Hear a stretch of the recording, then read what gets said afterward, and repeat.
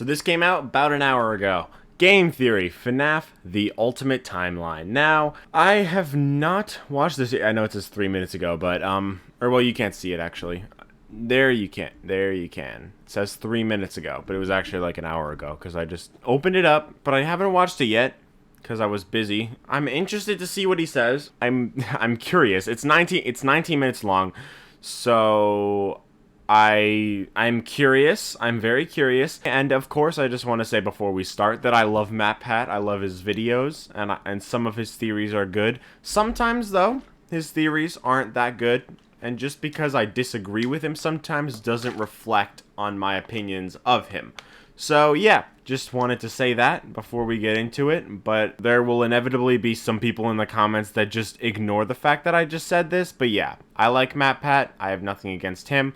Some of his viewers just trust anything he says, even if it's like a bad theory. But I hope there's nothing here that merits that being a problem. But yeah, I'll keep an open mind as always. I'll see what he says, and I'm excited to watch. All right, let's get into it. I've been talking for too long. Let's go. Wait, before we start, I just want to say the audio of Matt's video might be a little bit too loud. You should be able to hear me. My audio might be a little bit quiet, and it might be a little bit hard to hear me. But I do pause throughout the video and talk about my I talk about what I think of what he's saying, my full thoughts I give when I pause. So it shouldn't be too much of a problem, but you should still be able to hear me. It might just be a little bit hard to, so I apologize for that. But hopefully you can enjoy the video nonetheless. Enjoy. Today we end the torment. 19 books, 11 games, 8 whole years, all leading to this moment. The ultimate FNAF timeline is finally complete. The pieces are in place for us. Now all we have to do is put this story of tragedy, jealousy, and loss back together. All right.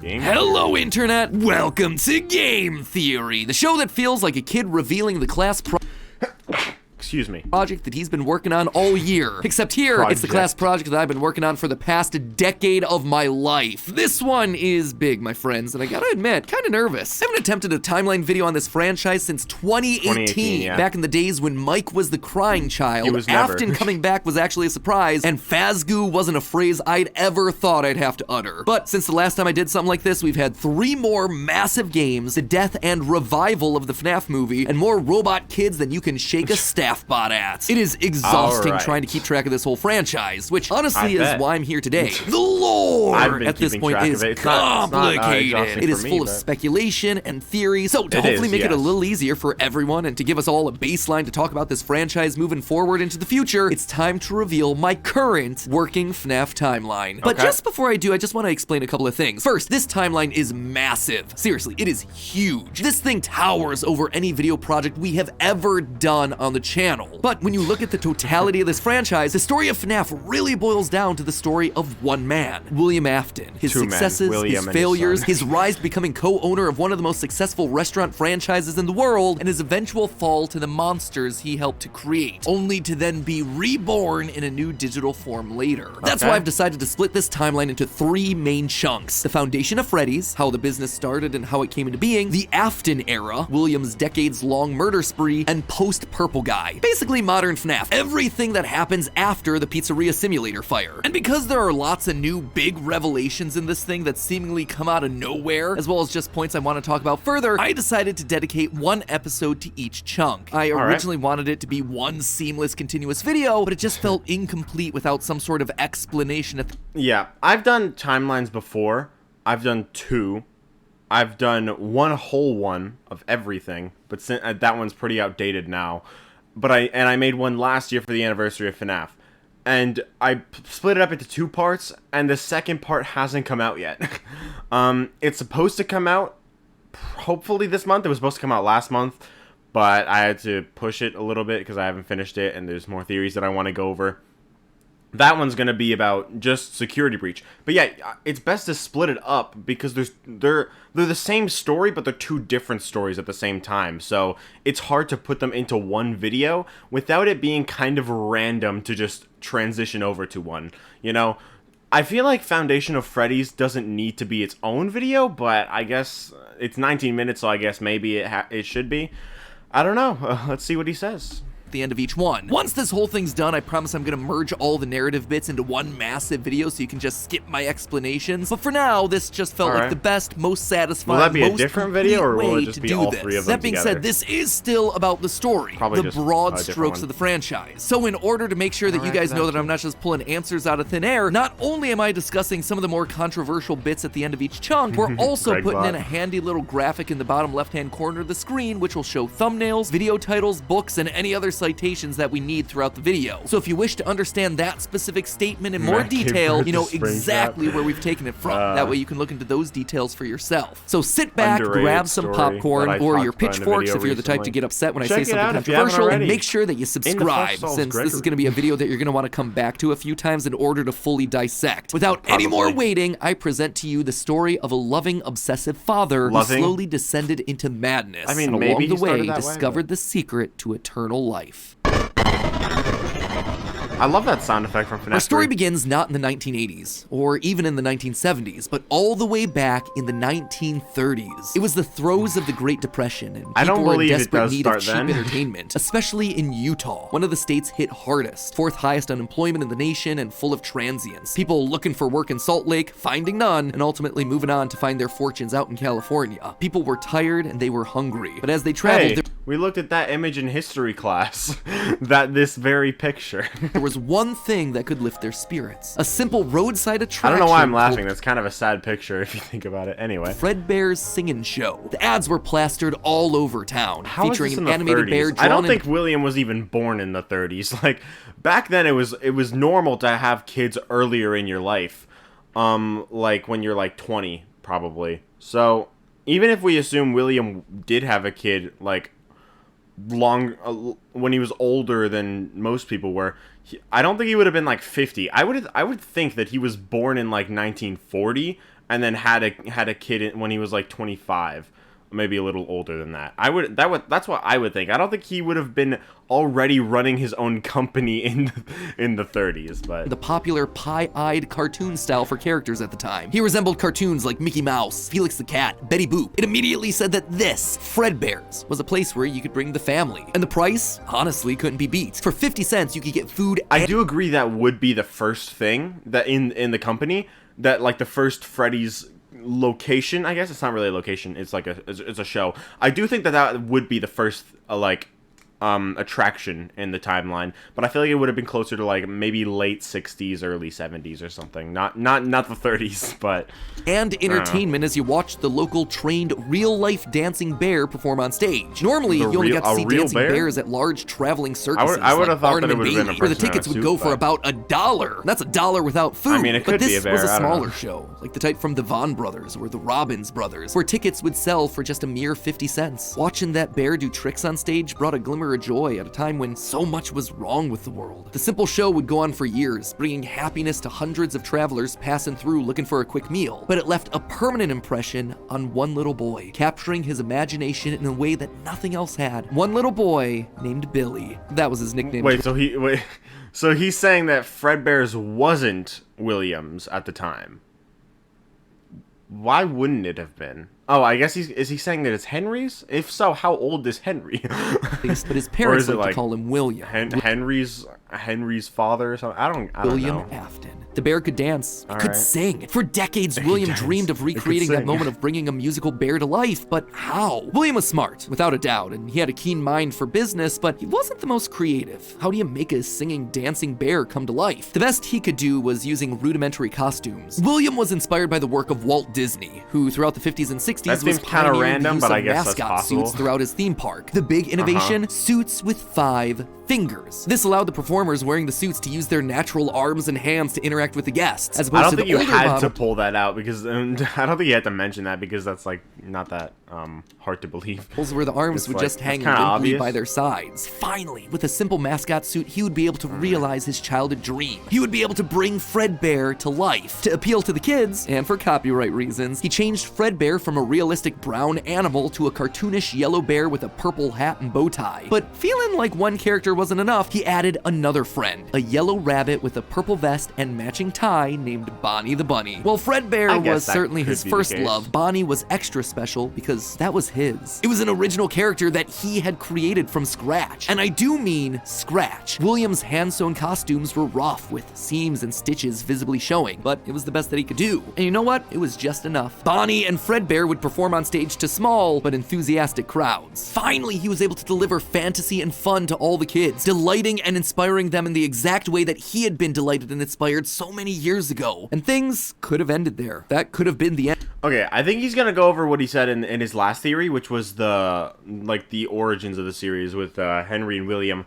William being the first one, and then Henry bought him out because his business was failing or something, or the other way around. The thing is though that Henry is the one who created Fredbear and Spring Bonnie. Yeah, Henry created them. That's kind of like, I'm pretty sure that's pretty much stated in the novels.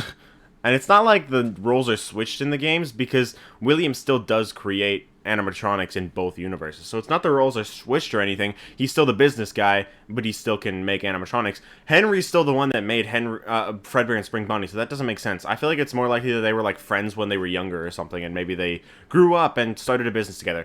I don't think it would have been that they bought each other, that one bought the other out. And even if that was the case, I don't really think that would constitute William becoming evil, because it's like, it's a saving grace, not yeah, I don't think it would have been pity. I think it was just help. But I guess you could say that William saw it as pity, but I don't really know. But I don't think that Henry and William would have been separate. I think they would have started a company together. End to his story. It could have been perfect had it not been for one thing. Other people saw the success of his idea and they wanted in. Enter Chica's Party World, a rival restaurant starring performing animal characters. His idea, except they did it better. William may have been the first, but obviously he wasn't the best. It hurt the prideful William Afton to admit it, but this restaurant was able to do the thing that he always wanted to do: make the animals actually come to life. All of the performers in this restaurant were robots, simple metal skeletons that were powered by battery packs, but all of them able to freely turn and talk and dance on their own, no human required. It was like magic that came from the mind of a brilliant creator named Henry Emily. This Henry, in some small way, had been able to harness the power of life itself. Afton admired him. He was jealous, to be sure, but he also looked upon this man with awe. Off to one side of Chica's Party World was a small cabaret stage featuring an elephant magician. On the other, a hippo known to ramble on and on. That one was more of a joke for the parents, but it was the main stage that was for the kids. A rocking band of characters featuring a yellow chicken thing with a southern drawl named Chica, backed by a band of other country-themed characters, including a pig with a banjo, an upbeat frog from the local swimming hole, and a brown bear with a heavy southern accent. Wait,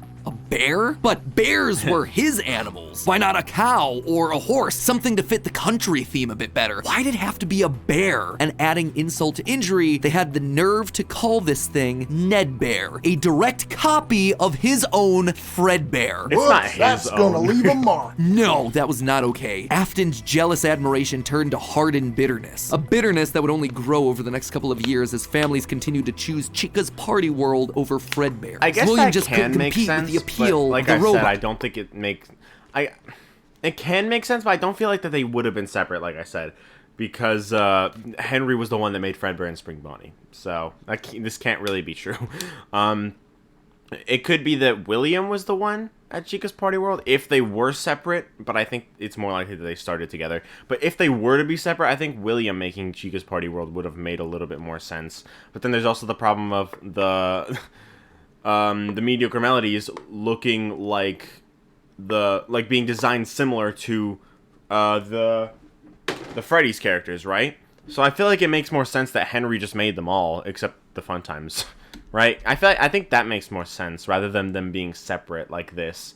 spots. Eventually, his restaurant would go bankrupt, only to get bailed out by, of course, Henry Emily. Another insult, another humiliation that William wouldn't soon forget. 1979. Despite being bitter, Afton couldn't deny that what came next was a period of massive success and expansion. With the two franchises now merged into one, it was the best of both worlds. Afton's ideas with Henry's robotic expertise. The two men decided to launch under a new name, Fredbear's Family Diner, a pizza chain that would eventually come to feature a mix of humans in performing suits as well as on-stage animatronics.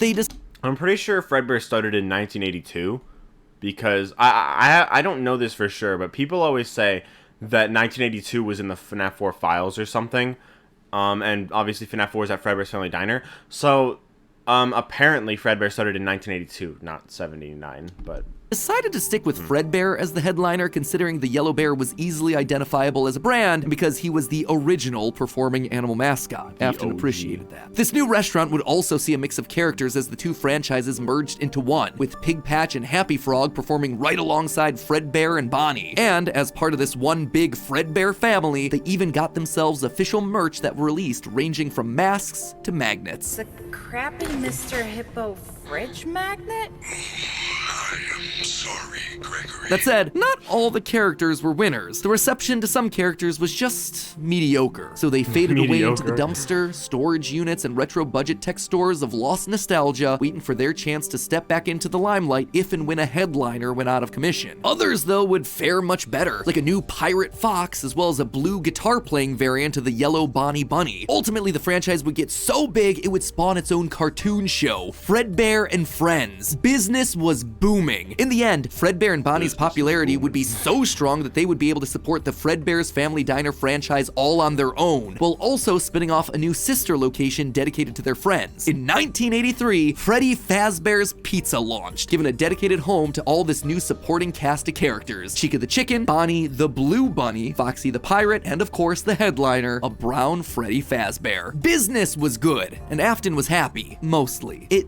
did bother him that the one original character that he created, the one that he himself played, Golden Bonnie, got passed over for inclusion in that cartoon show. The only character in the roster of regulars to get ignored for the show, but other than that, things were going smoothly. Here's the thing. In FNAF 3, we're told, like, this isn't a theory, this is blatantly told to us. Fredbear and Spring Bonnie are at the first Freddy's location. So they're not excluded. They are already there, and they're only taken out of there and shoved in the safe room after a Springlock failure, whether you believe it's like the bite or another incident or something or whatever. But after the Springlocks were shut down, those were stuffed into the safe room. But originally they were at Freddy's, so Spring Bonnie wasn't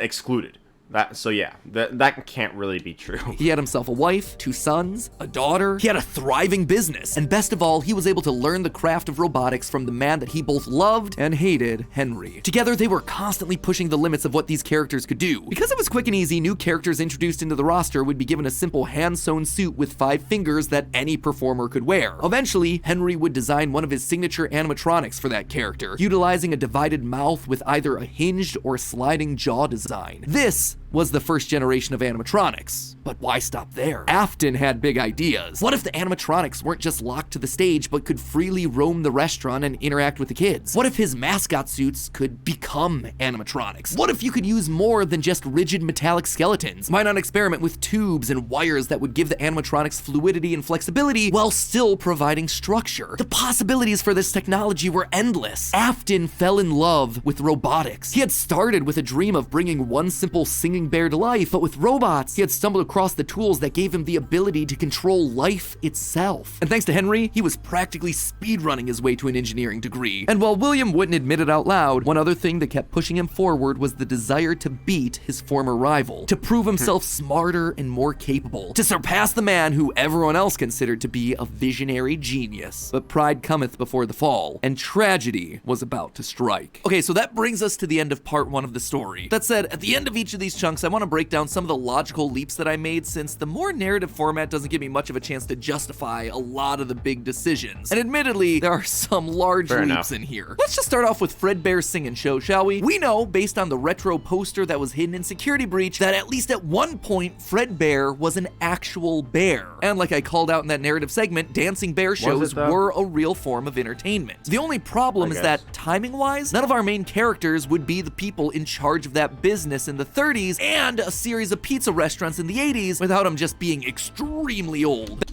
But who says that they were in the 30s, though? That's the thing.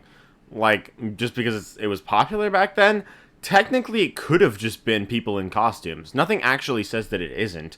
It said, local singing bear. Bears don't sing. I mean, they can like train them to make singing sounds, I guess. But it just like, it doesn't have to be an actual bear. It could just be people in costumes. And I always thought that it just was people in costumes. And no one says that it was in the 30s. It could have just been in the 60s, right? It being black and white doesn't mean that it has to be in the 30s, because some like movies and stuff were still black and white in 60s and stuff. Or late 50s. For example, A Night to Remember, I think it's called. The Titanic movie. I love that movie. But I think it's A Night to Remember. Somehow I forgot the name of a movie I really like. But that movie, it was in 58, and that was still black and white. That's just an example. And there's other movies, I'm pretty sure there's other movies that came out later than that still didn't have color. So the fact that it's black and white doesn't have to mean that it is like that early. So it could very well have just been like in the 60s or the 70s. Best case scenario, if Afton's running the Sing and Show when he's 18, that still puts him at nearly 70 when the first pizzeria opens and his murder spree begins. That just doesn't make a lot of logical sense, because he doesn't become immortal until his first death in Springtrap. That's why I suspect that Fredbear's Sing and Show was either a family business that Afton then carried on to a new generation, or something that he saw as a kid and just wanted to recreate when he grew up. The Fredbear Sing and Show thing also starts laying the groundwork for some of the core elements of this story, that Freddy's was a place of fantasy and fun, and that Afton, despite eventually falling to become the heartless serial killer and mad scientist that we know him as, began as someone with good intentions and a love of entertaining kids. He wanted to bring things to life from the very beginning, a theme that recurs a lot. I don't think he was always evil. I don't think he's Next just up, a let's talk about psychopath. those mascot costumes. One thing that I keep going back to is the design of Glitch Trap. It's a I think he handcrafted suit. became You can see the that way. seams and everything. It even has 5 fingers for the performer's hands. It is very much not a Springtrap suit. This is something much more rudimentary. It came at a time before animatronics were a part of the story. That's why I suspect that it was actually the first, predating literally everything. It's also a suit that is... No. It could have started that, but I think it's more likely that these were like the replacement suits. Remember in FNAF 3, how they said that because of the spring locks getting shut down, there would be replacement suits. And since spring locks are too dangerous, then those replacement suits can't just be spring locks. So it's very possible that it's just these ones, like actual costumes like this. It doesn't have to be the first. It could be the first, but I feel like it's more likely that it's the replacements. It could be both, though, I guess. Very personal to Afton. He put his digital consciousness in that form. It's his personal avatar. It's the way that he sees himself. There's also a whole separate discussion to be had here about the habits and rituals of serial killers. So the fact that he's choosing to lure kids and kill them in this particular suit actually says a lot about his emotional attachment to it. So while Fredbear seems to have started as someone else's creation, Golden Bonnie was uniquely Williams, giving him a personal connection. And that's not all. In this whole franchise, only one set of characters have themselves 5 fingers, the Nightmares. Even Golden Freddy, Fredbear, the Rockstars have 5 fingers.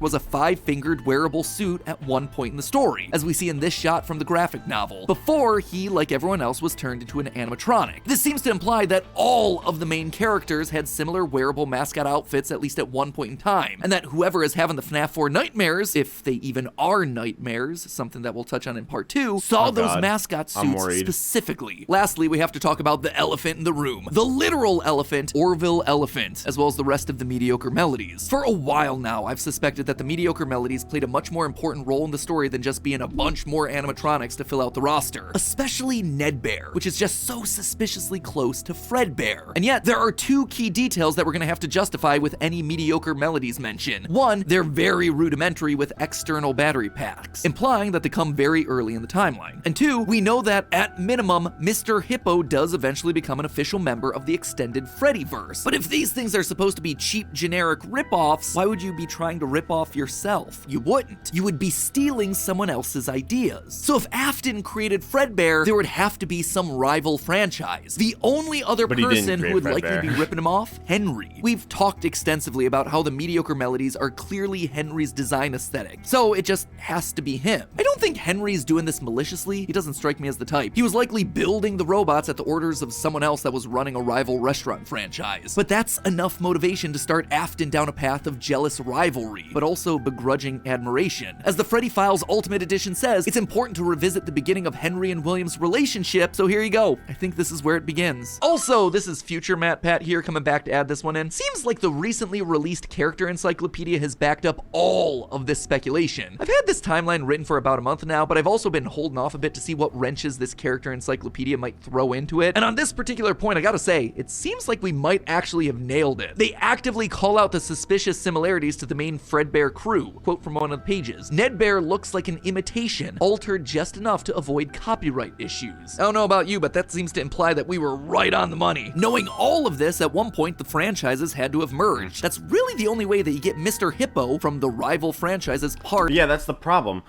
I keep saying it, but the mediocre melodies are designed like the animatronics at Freddy's, which were built by Henry. And Fredbear and Freddy were also built by Henry, which we know from the books. It wasn't William, as this theory is suggesting. I think that's the biggest problem with this theory. It can't really be true because Henry's the one that built Fredbear, but he's also the one that built Nedbear. So it does seem like he was actually trying to just rip off himself. And I think it was probably just made as like a joke for FNAF 6 or something, or like someone else just modeled or someone else made them based on based on the Freddy's animatronics. Maybe they're not built by Henry, but they're built by someone trying to imitate Henry. You know, like maybe after Freddy shut down, like in the 30 years between FNAF 1 and FNAF 3, maybe someone tried to imitate Freddy's in that time. It doesn't make sense that it would have been Henry ripping off William.